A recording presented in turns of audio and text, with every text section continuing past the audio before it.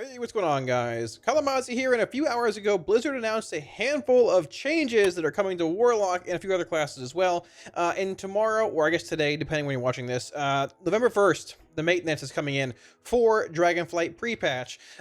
Among them, many Demonology buffs, a couple Destro buffs, one like bug fix for Affliction, a couple like little nerfs to Aff, which are very odd. But tonight, I want to discuss those, look at the demo buffs, talk about what that might change, what builds it pushes us into for Dragonflight pre-patch. Now, the big question, the big question is, are these changes also for Dragonflight? Which I would assume the answer is yes. Chances are exceptionally high. You'll see these changes actually in the beta build push this Tuesday or Wednesday, whenever it happens. I'm assuming Wednesday or Thursday. They have indeed also announced raid testing this Friday, which I'll be streaming. It's linked down below somewhere, actually. Shameless plug. Which these changes, if they make it to beta, I assume they will also be active then. So we'll see where it goes. Demonology's already been like probably the second best, maybe best spec on certain fights in Vault of the Incarnates. But I've said every single Warlock spec probably needs like an aura buff or buffs to many abilities, or they need to nerf like other classes, the outliers like Windwalker and Enhancement Shaman, and other classes that are doing a lot of damage, and they nerfed Windwalker today. They destroyed Enhancement Shaman. They gave them a 25% nerf to everything, which is pretty wild. They were ahead by a good bit. It might be a bit excessive. We'll see where that goes. But yeah, today's video is about the Warlock changes. Two things. First off, weak aura on the screen you see here in the middle when I get to the actual footage. Available for free in my Wago if you want. !WA in chat, Twitch chat, or the Discord link down below. Hop in there and grab it for free if you want. And number two, I want to give a shout out to my patrons. I think you're all supporting Patreon, guys, a million times. Appreciate it. Thank you, thank you. Link up here as well as down below if you'd like to support on Patreon. And with that being said, let's jump into the changes and what they mean and look at some builds. Alrighty, so getting into the changes here. Now, like I said, I think chances are exceptionally high there's going to be Dragonflight beta changes coming this week and the build later on. We are in pre-patch now on retail, obviously, so I would assume these changes carry over to beta. Once again, no confirmation, but I would assume a 99% chance these changes are going to be a thing heading into Dragonflight. So, off the bat, the only nerfs are to Affliction, and they're very odd nerfs. I don't really know why it's really even been, or why it's even a thing. So, well, number one is sort of a buff. They fixed an issue where your Malefic Affliction would be removed if another Warlock applied Malefic Affliction. So they're referring to this talent right here in the left part of the tree. Basically, there's a bug with both this version of with Affliction and Demonology. Demo is fell under, probably still bugged, but the Aff bug was this. If there were two Affliction Warlocks in your raid playing this talent, whoever raptured first would apply the Malefic Affliction buff to the target. Second lock, I'm not sure if it would like visually apply, but you wouldn't get the actual effect, which meant that essentially your unstable Affliction was doing a lot less damage. So yeah, that's a good change, obviously. UA's a large portion of damage when it comes to Affliction, and there were a handful of times we had two Afflocks in testing, and I was getting bodied by the other Afflock a lot. Like, yeah, I'm getting older, but I didn't think I was that bad, and that would explain as to why. Looking at our damage breakdown, it was because of Malefic Affliction. It's been known for a while, but it's good to see the bug being fixed. The other two changes that came in are actually to Vile Taint and, well, put this here, I guess, to Vile Taint and Curse of Exhaustion. Let me make it smaller here. I'm not really sure why these changes were actually really even needed. Vile Taint now applies Curse of Exhaustion with a 6-second duration. Was 12. I'm not really sure why that's a thing. And Sacrilash's Dark Strike, the one that extends curses, now extends curses by 0.2 and 0.4. Was 0.5 in 1 second. They already nerfed this interaction once, I believe. To be fair, initially it was like an infinite extension. It lasted forever, like by a long shot. The tuning they gave a few months ago to this, I think in like later alpha, was basically if you're playing 2 out of 2 Sacrilash, you can permanently maintain the Curse of Exhaustion slow on whenever mobs are hit by your Vile Taint, but it wasn't by very much. It was like it was close to falling off when your corruptions, when your effects were getting close to like just running out of time. So like TLDR, the changes here, you're not going to be able to maintain Curse of Exhaustion, I would assume, playing Sacrilash's Dark Strike passively, which is odd because having this kind of slow utility, it's sort of like, I mean, it sort of feels how Afflock did in Legion when you had your perma slows and everything else. Vile Taint's already capped at 8 targets and the cooldown's half a minute. It should be 20 seconds. I don't know why they changed it to half a minute, but you're not going to be able to maintain that permanent slow like you did previously in Legion Mythic Plus and all that. Is it a huge deal? I mean, probably not. I think the Mythic Plus meta's changed a bit since then. There is still some kiting in certain points, but either way, I mean, just losing that utility is awkward. I don't know why they're really doing that. There wasn't anything being abused with it that I've seen in their plus testing on beta, but well, you know, it is what it is. So moving on, let's look at Destro here very briefly, because Demo is going to be the main talking point. Skim past this tier briefly. So, okay, Destruction. Rolling Havoc, sure, Tyrant got buffed. Destruction. So Rolling Havoc now lasts 6 seconds, was 5 seconds. So, wrong spec here. Rolling Havoc is an awkward talent. They trimmed the duration from 10 seconds to 5, and I believe doubled the actual like passive effect you get from Rolling Havoc, making it, I think, what is it? Yeah, it's 2% per stack, max 5 stacks for 5 seconds. The change from 10 seconds to 5, I think it hurt Rolling Havoc's, I guess, I don't like using the word viability, but effectiveness in a lot of settings a pretty substantial bit. Previously, you could stack, I mean, if you had like a pot or other CD-based effect, you could just stack Rolling Havoc with that, like have a Havoc window and have those Rolling Havoc stacks rolling for a while, use it for final damage after, you know, that final Chaos Bolt goes off. But 10 seconds is a huge difference from 5. So when they made that reduction and doubled the actual damage increase, I think Rolling Havoc lost a lot of value. Bringing it from 5 to 6 is fine. It helps a bit, I guess. I don't think it's making it like incredibly more impactful, but it's something. We'll take it. Destro's already good at like 2-target cleave, I guess, in a sense, as long as you have like, you know, the actual damage to do it, which it sort of does right now. It's not in a bad spot. But in most of the builds that I played, like with Burn to Ashes and things, I've been just foregoing Rolling Havoc completely and going with either like Cry Havoc, Pandemonium, just going into like Backlash and sometimes CDF, sometimes Raging Demon Fire. But yeah, for the most part, Rolling Havoc's just been sort of mediocre. It's fine. We'll take it. Certain fights in the raid can be good on, like Kurog Grim Totem, basically permanent 2 targets, so it's fine. Sure, something. The other effect here, Madness of the Azakir now lasts 5 seconds, was 4 seconds. So this is actually a pretty big change. They're referring to this talent here. I mean, yes, the legendary is around in pre-patch, but this effect buffs Chaos Bolt, Rain of Fire, and Shadow Burn.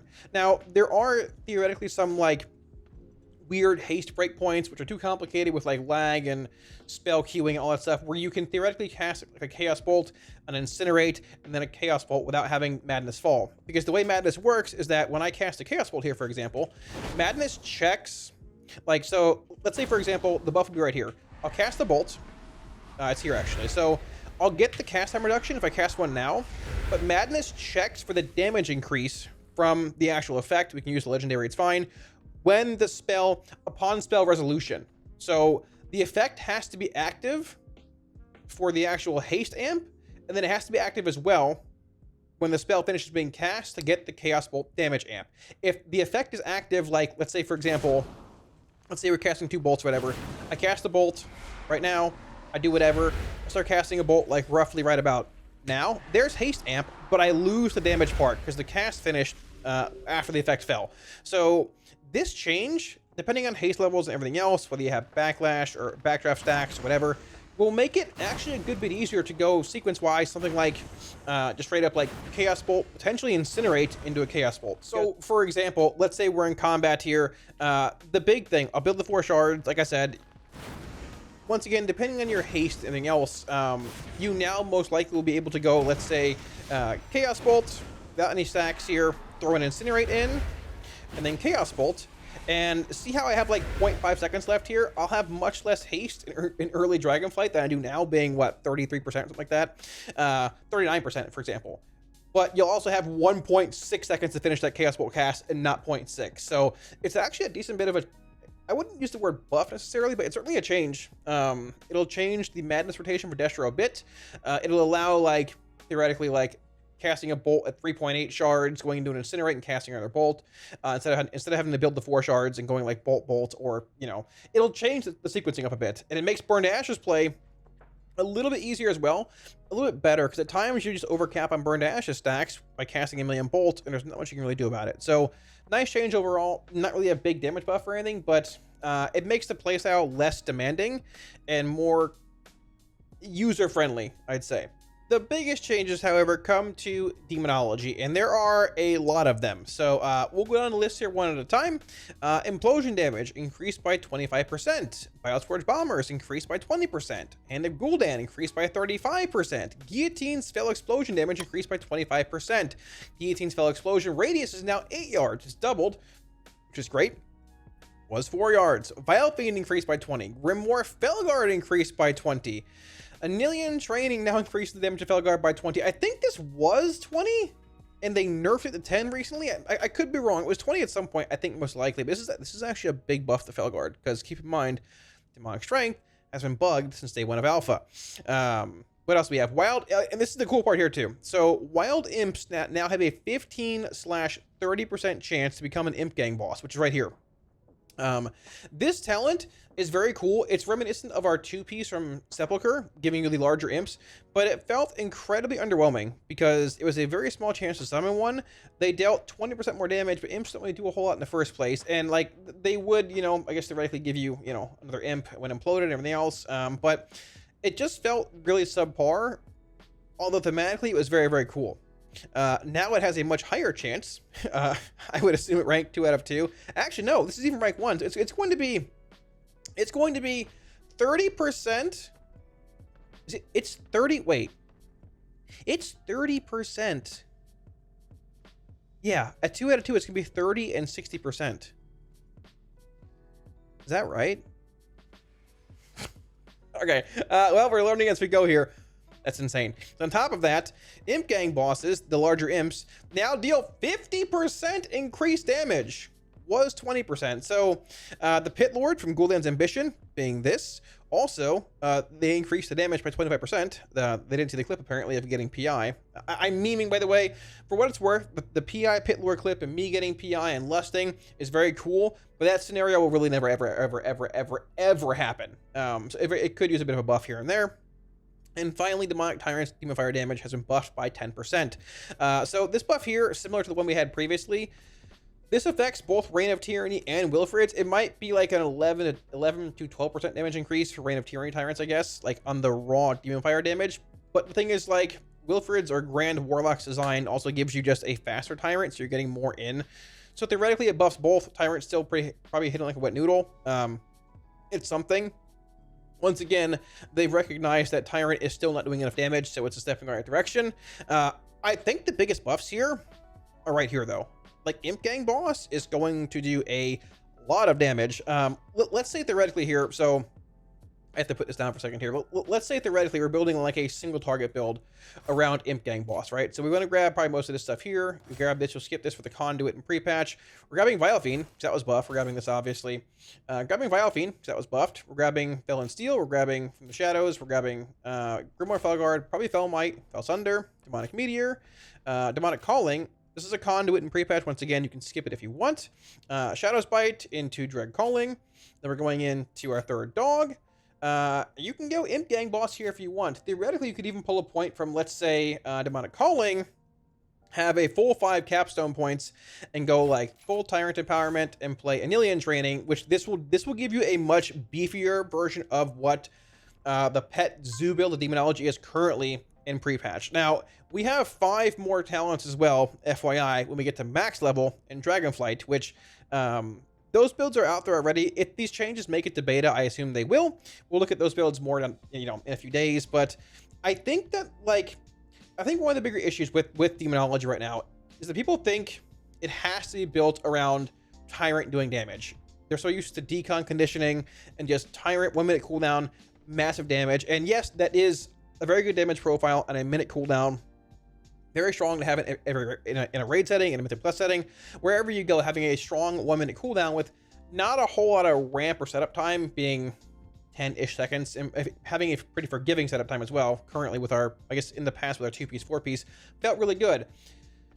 Dragonflight has shifted that damage profile a bit if you're playing the more pet-based build here, right? You've got like Vile Fiend being buffed, Grimoire being buffed, Bioscourge Bombers. Demonic Strength's been bugged since day 1 of Alpha. It's still bugged. If you don't take Fel and Steel, the bug goes away and it works. But in Dragonflight, You've got your 2-piece bonus, increasing demonic strength or increasing Fellstorm damage by 20%, which is bugged forever. This has been bugged forever. It's all because of Fel and Steel. If you remove this talent from your build, both of them work. Hopefully it's fixed in the next beta build. We'll see what happens. But so you've got Battlefiend being buffed. You've got Grimoire being buffed. You've got Imp Gang Boss being massively buffed, right? Which, I mean, can theoretically lead to having more like Wilfred's Tyrants being empowered, or more frequent Tyrants with Wilfred's being a bit better, for just more like Imp Gang Boss, Imp extensions, Anilian Training being buffed, more Felgar damage, Guillotine being buffed, which it was needed, Hand Golden Splash damage, which is also a big part of our 4-piece for Demonology. In Dragonflight, if it procs, you get those huge, I think it's 50% increased damage Hand Gouldans. I'm sort of memeing, but that is a substantial buff to damage of it. So it will make a bit of a difference there. And depending if you're playing this build, probably grabbing like Expendables or Expendables and Infernal Command, and probably grabbing like 2 more points somewhere else here. Probably going like, let's see, if you're playing the Dragonflight, like the beta build, you're grabbing Expendables, Infernal Command, and probably like Hounds of War, having a point in Carnivorous somewhere. But the gist of it being, the pet build got substantial buffs. Hitlord got buffs too. So let's hop on beta and look at what a build might look like if these changes make it to beta. So we're on beta now. I have the full, like, 10 capstone talent points available. Let's say we're building a more zoo-based build on beta, right? Call Dreadstalkers, Dreadlatch, most likely, Demonic Strength, probably Vile Fiend here, Demon Bolt, Demonic Knowledge, Shadow's Bite, grabbing Carnivore Stalkers, grabbing Anilian Training from the Shadows, Fel Might, Fel Sunder, Grimoire Felguard, grabbing Demonic Calling, Demonic Meteor, Ripped from the Portal, which is your 3rd dog, grabbing Dread Calling here. You have 1 point left to spend before the final row unlocks here. So you're going to want double Imp Gang Boss. I'm pretty sure the buff to this is going to be substantial. I don't think it's OP or anything, but you're also going to want a point here in Fel and Steel. So it puts you in an odd spot of what do you want us to remove points from? Now, we could be in a world of just saying, hey, like, you have 10 points available in the final row here, but like, Imp Gang Boss with double Demonic Calling, with every note appear, which is better than going 2 points into, like, I don't know, Infernal Command or something along those lines. But you're grabbing Tyrant, you're grabbing both Soulbound Tyrant, and probably Reign of Tyranny or Wilfred's, well, one of these two. Let's say Wilfred's for now. You can go and Torrent Armaments. You can even go Expendables and double Infernal Command. And realistically, that's what? 1, 2, 3, 4, 5, 6, 7, 8. You could even find 2 other points to put into the final part of this tree down here if you wanted, by removing, let's say, a point in Demonic Calling and a point in maybe Fel Might, depending what you're doing, to put into like Pact of the Imp Mother. But honestly, like, having Demonic Calling, having Ripped to the Portal, having Imp Gang Boss is probably worthwhile. It might be like the zoo build in single target like this very well might be one of those like niche specs or builds that doesn't play all 10 capstone talents because the other nodes are just so good on their own, right? Vile Fiend might not end up being worthwhile. It's still a pain to play with. I get it completely. Grimoire could be a bit of a pain too. I think it's probably worthwhile at this point, but we'll see where it goes. I assume this happens on beta at some point over the next few days when the beta build comes out. But even if you want to go into the Nether Portal build, keep in mind, it's not just, Vile Fiend, not just Grimoire Felguard, not just Anilian Training, not just Imp Gang Boss. Imp Gang Boss leads into Portal anyways. You have to grab this to go into Portal unless you're playing the weird hybrid like Demon Bolt, Nether Portal pet build, which is an actual nightmare to play. And the cool thing, you just go 1, 2, 3, pull a point from somewhere, pull it from Demonic Calling, bang. There's your entire tree filled out right there. You're getting full Tyrant. You're getting a Torrent Armament. You're getting another Portal with Gul'dan's Ambition empowerments. If you want to pull a point from, let's say, somewhere else and put it into like, Inner Demons for whatever reason, sure, go for it. But I mean, like, even having 1 point in Calling is still worthwhile. And to be fair, I don't think you really want it in Inner Demons if you're not playing the Demon Bolt build here. But, like, there are so many options. Like, Vile Fiend, yes, it's good with Portal. Grimoire, good with Portal.